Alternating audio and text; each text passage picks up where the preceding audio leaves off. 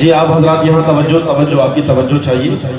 بہت ہی خوبصورت بہت ہی بہترین کلام آپ حضرات کے سامنے میرا بیٹا اب انشاءاللہ پیش کریں گے. آپ نے ایک کام کرنا جیسے میں نے شروع میں آپ حضرات سے درخواست کی تھی کہ جو شعر سمجھ میں آئے کیا کہنا ہے جی, جو سمجھ گئے ان نے تو کہہ دیا, جو نہ سمجھے وہ بھی کہہ دے کیا کہنا ہے, یہ کہنا ہے. ٹھیک ہے جی. ہے نظر میں جمال حبیب خدا, ہے نظر میں جمال حبیب خدا,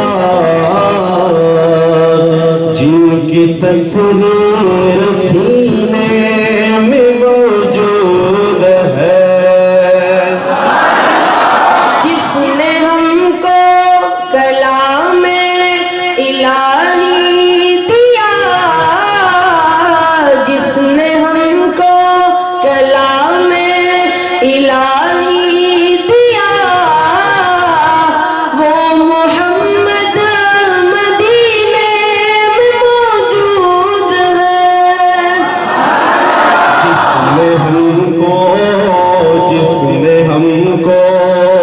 جس نے ہم کو کلام الہی دیا, وہ محمد مدینے میں موجود ہے. پھول کھلتے ہیں پل پل کہ صلی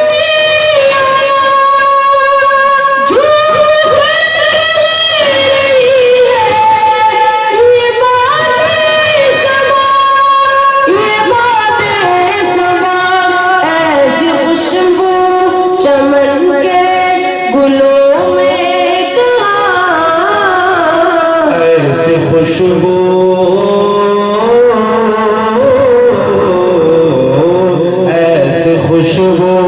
ایسے خوشبو چمن کے گلوں میں کہاں,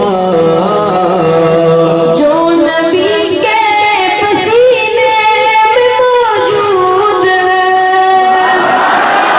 جس نے ہم کو کلام الہی دیا, وہ محمد مدینے میں موجود ہے. چھوڑنا تیرا تیرا گوارا نہیں, پوری دنیا میں ایسا نظارہ نہیں, ایسا منظر زمانے میں پیارا نہیں. ایسا منظر. یہ شعر میں اس کے نام کر رہا ہوں جس کو اللہ نے اپنے گھر بلایا اور مسجد نبی صلی اللہ علیہ وسلم دیکھ کر آئے ہیں. تو شاعر کیا کہتا ہے, ایسا منظر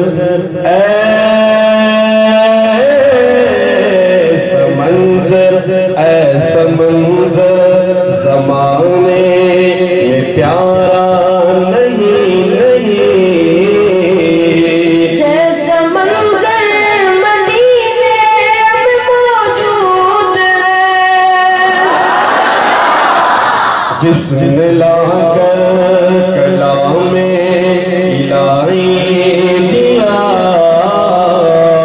وہ محمد مدینے میں موجود ہے.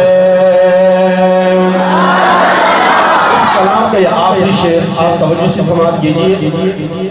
اگر شعر سمجھ میں آئے انشاءاللہ مجھے یقین ہے کہ سبحان اللہ کی صدائیں تو آپ لگائیں گے, لیکن مجھے یہ بھی یقین ہے کہ والیوم میں مزید اور اضافہ کرو. بس آپ حضرات سے گزارش یہ ہے کہ اس شعر کو توجہ سے سماعت کیجئے, کیونکہ اس کلام کا یہ خلاصہ ہے. بہت ہی خوبصورت شعر ہے, شاعر نے کلام سے یہ شعر لکھا ہے. توجہ سے سماعت کیجئے.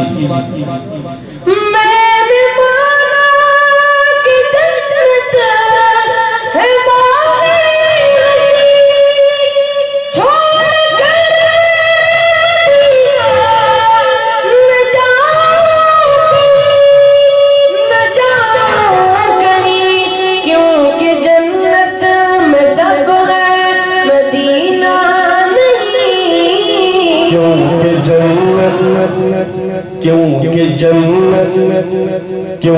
جنت میں سب ہے مدینہ نہیں،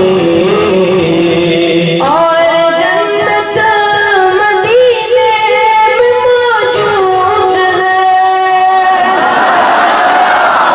شعر سمجھ میں آیا؟ سمجھ میں آیا؟ اگر نہیں آیا تو دوبارہ پھر میں پڑھ لیتا ہوں۔ سمجھ میں آیا؟